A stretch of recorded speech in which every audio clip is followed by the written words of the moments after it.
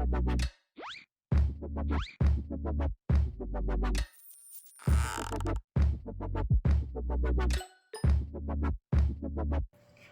I'm Sarah. I'm Drew. And we are here today with Let's Table It, but we're going to try something a little different today. Today we are talking about games we disagree on. That doesn't mean that we hate the games we're going to talk about. That doesn't mean we will never play the games we're going to talk about. It just means that maybe there are games that I really, really like, but Drew is a little doesn't really care so much about them. And so these are the games where we feel like we have the biggest gap in the amount that we like to play them. Yep. So, agreed. Here we go. First up for me is Beacon Patrol. Beacon Patrol is a newer title for us. It's a tile laying game where you are working together and you are moving your boats around these islands to explore them. Fully explored islands will score you points. And if you don't get everything explored around it, you're really not going to score very well. Yep. And then we've got lighthouses and other things that are going to give you points too for the same kind of a system. Yep. Who do you think likes this one? This is one that Drew really likes quite a bit, I do. but it's one that's a little okay for me. I think the biggest problem for Beacon Patrol for me is that I compare it to Dwarf Romantic, which is one of my favorite games. And the freedom, the relaxation, the open feeling of being able to put those tiles and just build it in the best way is kind of taken away from me from Beacon Patrol because you have no agency over how you're going to flip those tiles. You have to place them in a single direction. And sometimes you don't have a lot of options of where you're going to place those tiles, and it feels like a little bit of a wasted turn to me. Yeah, and I think you don't like it either that you're really confined to one spot when placing. I mean, yeah, it could be here, but I mean... You have to build in one area. Yeah, this tile would be much better over here or there, but you're not there, and I'm not there, so what are we going to do about it? Yes. What do you like about it? I like the puzzly aspect. I think it gives... Dwarf, I really enjoy too. But I feel like this is a little tighter and thinkier. The strategy and how you go about it is very different. I kind of like that puzzle aspect of it. Yeah. So we still play Beacon Patrol. Yep. We'll still pull it out when we're wanting something a little more chill. But it is definitely more in Drew's wheelhouse than mine. Yep. The big boy. Everdell. The complete collection, which we have played base game and one expansion of so far. So far. Yeah. So this one, I like the art. I think it's not a bad play. I have yet to have a good and efficient play of this. I always feel like I could have done something, should have done something better, and she trounces me every time. It is one of the few games where I do think I have about a 100% win rate. Maybe Emma beat me one time, but I really enjoy, like Drew with Beacon Patrol, I feel like that tableau is a puzzle, and how am I going to put things on there that are going to work together, and then how am I going to find that one card that I need to go here, or the cards that I can take for free. And so in general, any game where I can take cards for free is going to be a hit for me. Splendor's the same way. Once I get that engine built that I can take cards for free, that's just the best feeling in the world to me. So I really do like the mechanics of it and the way that you can enhance your turn. So in the beginning, it feels like you're not doing very much, but then by the end, you have more workers and your turns just take a lot longer. It's very satisfying to me. And I get that. I just feel like I never see the cards that are going to actually help me. So that's always that little bit of luck. And I know it's not a huge luck game, but it's just enough to where I feel like I can't fully maximize what I want to do with it. And part of that could be that we've only really played it at 2 and 3. And so if we added in more players, maybe we'd move through that deck a little bit faster. So that's something to consider as our kids get a little older too. So, okay. Next up for me, Scythe. Scythe, First of all, I drug my feet playing this game for so long. Just the artwork is that war game feel. I know it's not really a war game. I know it's not very interactive, actually, in fact. But I drug my feet just because of how I thought the game was going to be. And then when we did eventually play it, I enjoyed it. But it didn't, like, top out for me. It felt a little long. It felt like it took a while to do anything. And so it just, I think it was the length. Any game that is going to be a little bit longer is going to be a harder sell for me anyway. Just sitting there, paying attention that long isn't always in my wheelhouse. Yeah. And I love the art. I think it captured me right away. And to think that this is, it's not that war game. In fact, you might not ever battle, especially in a 2-player game, but it's definitely a resource management and optimization, and you're upgrading, and there's so much going on. And I just really like, again, some of those trying to figure out what's the best avenue given my player, how can I get this to a victory the best.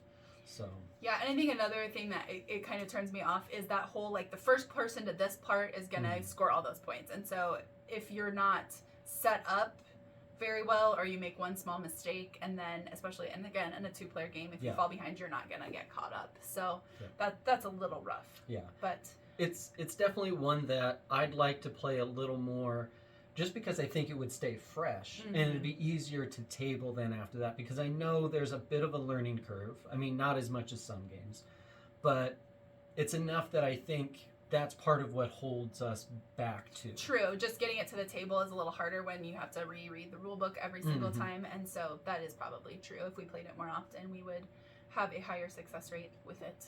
And I think more players would be better too. Yeah, I think it's probably best right in that 3 to 4 range. Sure. I'm sure a 5-player game would get incredibly long. But like I said, I think that's a difference between us two, is I don't mind hour-and-a-half games, and you start topping off. I start topping off about there, yeah. Yeah, so, I think I would feel the same about 2-hour game. That might be my upper limit. But yeah, and I would say, unless it's like a super engaging game, like that we are involved on everybody's turn all the time, that seems to fly for me. Yeah. But something where I'm waiting for everybody else to take their turn, it seems to drag a little bit. Okay.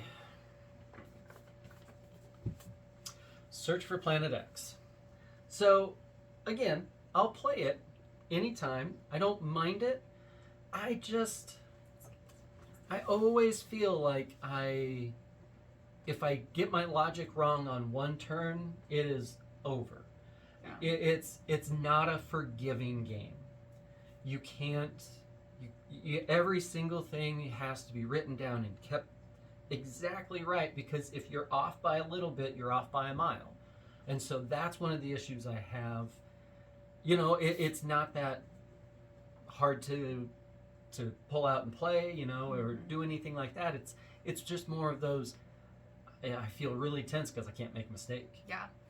And for me, I love the logic puzzle of Search for Planet X. This is one I'll play solo quite a bit, actually. I love that the app runs the game for you, so there's no, you can't really cheat. There's no way of you peeking and knowing what's going to happen. I do agree that you have to have your ducks in a row when you're playing this game. You have to take your time and think through your logic and make sure that you are not making a mistake. And I like that it's not just you have to find Planet X. You have to find out what's around Planet X too.